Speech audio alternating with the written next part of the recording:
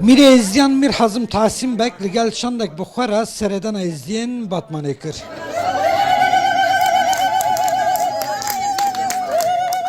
Mire izleyen Cihan Emir Hazım Ligel Hevjina Khomeyan Kheri Şeredar Navçaya Şeyh Nabser Doğke ve Halit Nermo Ravaşkar Cemaat Ruhaniya izleyen Kerim Süleyman Cemaat Ruhaniya izleyen Fakir Hacı و پارلمانتر HDP Batman'ı Feleknaz Uca لگند شمز ابسر نوچه بشیریا باتمان و لگل ازدین وی هرمی جویا ایرو ما فرزانی کو ام بین ازدیت خوی ترکیه ببینین قال کیف ما هاتی امید هاتین وان ببینین زوده من ندیتینا راستش میجا من ندیتینا متخازین وان ببینین حالی وان بپرسینو Parlamenter HDP Feleknaz Uca jî amaje bi giringiya seredana Mir Hazım Anî û ji bo çareserkirina kêşeyên êzdiyên li her derek cîhanê behsa kar û xebatên HDP kir.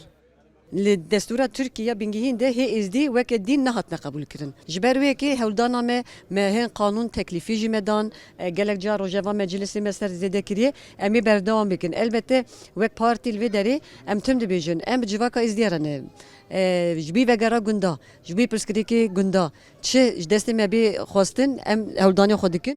Mir Hazım di seredanên xwe ku 10 rojin li bajarên Tirkiye û Bakur berdewamin de ji bo çareserkirina pirsgirêkên êzdiyên Tirkiye û Bakur li gel waliyê Mêrdîn û Rihayê jî du hevdîtin an pêkanîn.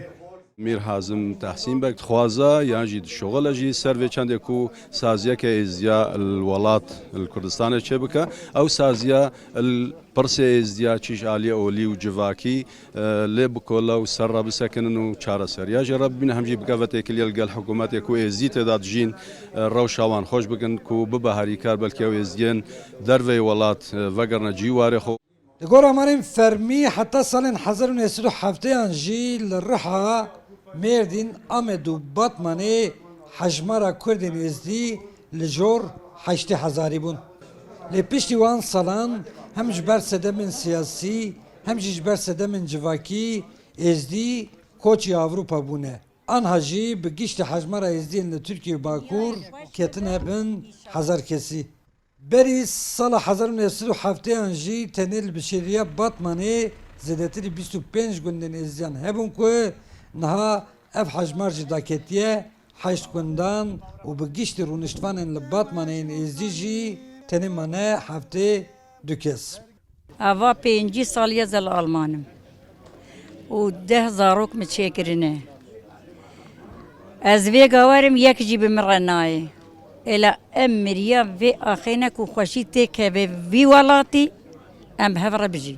Daxwaziya min ji bo êzîdiyê diasporayê kulvêga ciwanên generasyona nû li gundê xwe xwedî derkevin. Em careke dinê dixwazin were vê derê li vê derê berdewam bikin û riya ola xwe û riya zimanê xwe û çanda xwe nava qewmiyeta xwe de li vê derê berdewam bikin. Êzdiyel Alman silavê min ji we teva re hene wene ciyê xwe wene ser axu ava xwe wene ser milkê xwe. İro welatê me em hisreta welatê xwe ne. Mir Hazım piştî hevdîtina bi êzdiyên Batmanê re seredana goristanên êzdiyan kir û pişt re jî zivir herêma Kurdistanê. Selam 2. Rûdaw. Batman